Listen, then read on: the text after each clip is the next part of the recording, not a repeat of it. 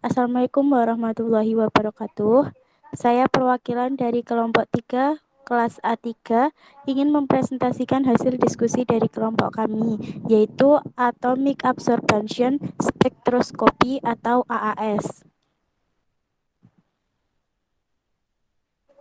yang beranggotakan 1. Anissa Elin Azmirani, 2. Rizka Novianti, 3. Ruri Ayu Rahmawati, 4. Silvi Septinur Aini, 5. Widuri Hidayati, dan 6. Dena Nur Safitri.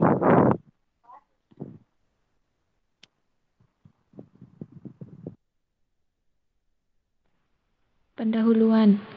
AAS adalah suatu teknik spektroskopi yang memanfaatkan besarnya gelombang elektromagnetik yang dapat diserap pada frekuensi tertentu oleh zat tertentu untuk bereksitasi gelombang elektromagnetik yang diserap, dihasilkan oleh suatu sumber cahaya. AAS dapat menentukan lebih dari 67 jenis logam yang berbeda yang terkandung dalam suatu larutan. AAS sangat sensitif dan akurat karena dapat mengukur hingga bagian per miliar dari suatu berat.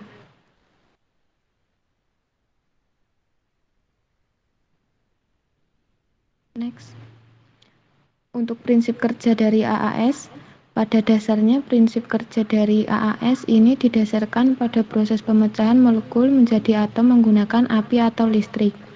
Atom-atom dalam keadaan dasar ini dapat menyerap cahaya yang dipancarkan oleh sumber cahaya.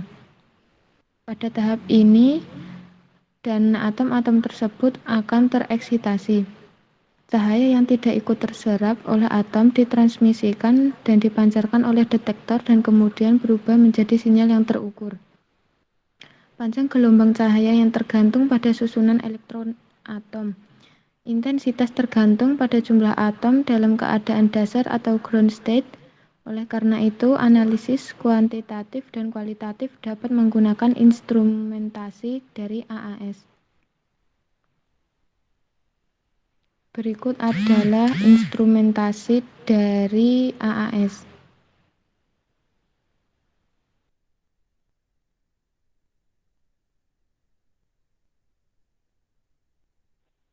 Lampu katoda berongga atau hollow cathode lamp.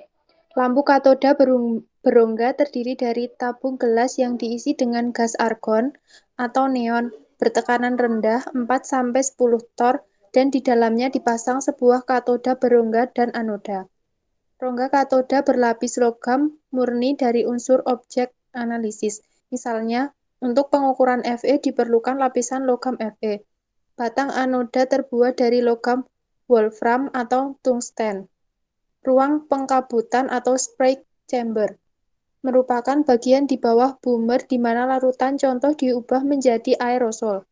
Dinding dalam dari spray chamber ini dibuat dari plastik atau teflon. Dalam ruangan ini nebulizer glass bead atau impact bead untuk memecahkan larutan menjadi partikel butir yang halus. 2 flow spoiler atau berupa baling-baling berputar untuk mengemburkan butir atau partikel larutan yang kasar. Pembakar atau burner merupakan alat di mana campuran gas atau bahan bakar dan oksida dinyalakan. Dalam nyala yang bersuhu tinggi itulah terjadi pembentukan atom-atom analit yang akan diukur. Alat ini terbuat dari logam yang tahan panas dan tahan korosi. Desain burner harus dapat mencegah masuknya nyala ke dalam spray chamber. Hal ini disebut blowback dan amat berbahaya. Burner untuk nyala udara asetilen suhu 2000 sampai 2200 derajat Celcius. Berlainan dengan untuk nyala nitros oksida asetilen suhu 2900 sampai 3000 derajat Celcius. Burner harus selalu bersih untuk menjamin kepekaan yang tinggi dan kedapatulangan atau repeatability yang baik. Monokromator, dan split atau peralatan optik. Fungsi untuk mengisolir sebuah resonansi dari sekian banyak spektrum yang dihasilkan oleh lampu katoda berongga.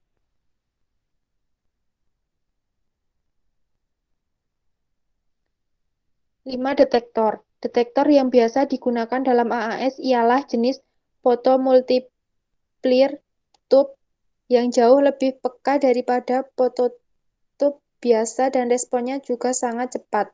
10-9 Det. Fungsinya untuk mengubah energi radiasi yang jatuh pada detektor menjadi sinyal elektrik atau perubahan panas. 6. Pembuangan gas dan udara kotor atau exhaust dust. 7. Pipa saluran gas. Penerapan AAS dalam analisis kimia. Untuk metode serapan atom telah diterapkan pada penetapan sekitar 60 unsur, dan teknik ini merupakan alat utama dalam pengkajian yang meliputi logam runutan dalam lingkungan dan dalam sampel biologis. Seringkali teknik ini juga berguna dalam kasus-kasus di mana logam itu berada pada kadar yang cukup di dalam sampel itu, tetapi hanya tersedia sedikit sampel dalam analisis. Kadang-kadang demikianlah kasus dengan metaloprotein, misalnya laporan pertama mengenai peranan biologis yang penting untuk nikel didasarkan pada penetapan dengan serapan atom bahwa enzim urease sekurang-kurangnya dari organisme pada 2 ion nikel per molekul protein. Seringkali tahap pertama dalam analisis sampel-sampel biologis adalah mengabukan untuk merusak bahan organik. Pengabuan basa dengan asam nitrat dan perkolat seringkali lebih disukai daripada pengabuan kering mengingat susut karena menguap dari unsur-unsur runutan tertentu, atau pengabuan kering semata-mata adalah pemasangan sampel dalam suatu tanur untuk mengoksidasi bahan organik. Kemudian serapan atom dilakukan terhadap larutan pengabuan basa atau terhadap larutan yang dibuat dari residu pengabuan kering. Next. Aplikasi AAS. 1. Bidang industri.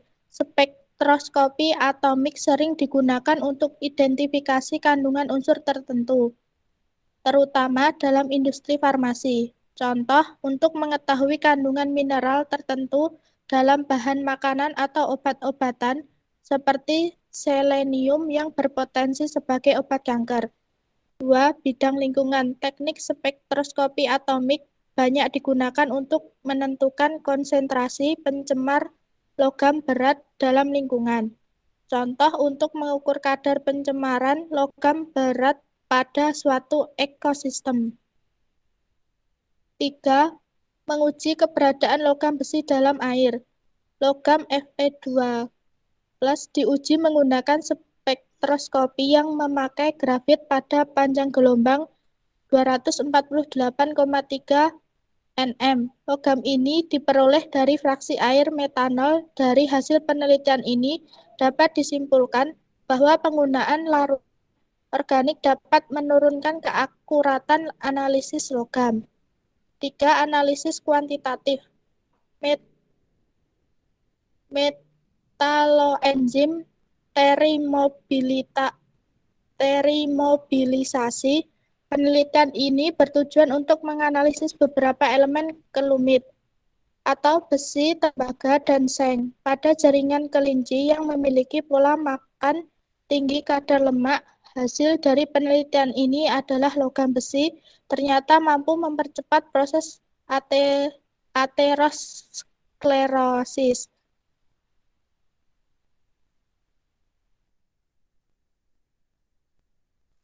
Menguji logam vanadium di dalam tanah. Penelitian ini menggunakan spektroskopi yang memakai grafit. Tanah yang ingin diuji direaksikan dengan berbagai asam anorganik yang merupakan proses digesti. Ketika didapatkan konsentratnya dalam asam klorida, baru diencerkan dengan air dan dideteksi dengan spektroskopi menganalisis elemen kelumit pada jaringan kelinci. Analisis kuantitatif metaloenzim terimobilisasi. Tujuan dari penelitian ini adalah mengukur kadar enzim hidrogen peroksidase dengan menginterpretasi jumlah logam besi yang dikandung dari enzim tersebut.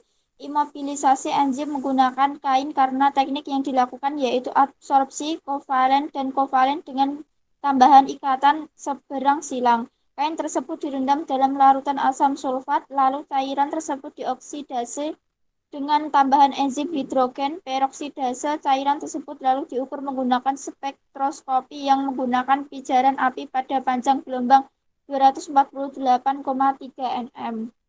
Kegunaan AAS, analisis klinik, analisis logam dalam cairan biologis, darah, urin, analisis lingkungan, monitoring lingkungan, memantau berbagai unsur di sungai,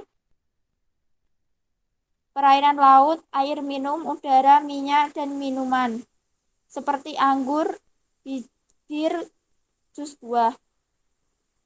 Farmasi, dalam proses industri sering digunakan katalis, biasanya logam yang seringkali terikat dalam produk akhir.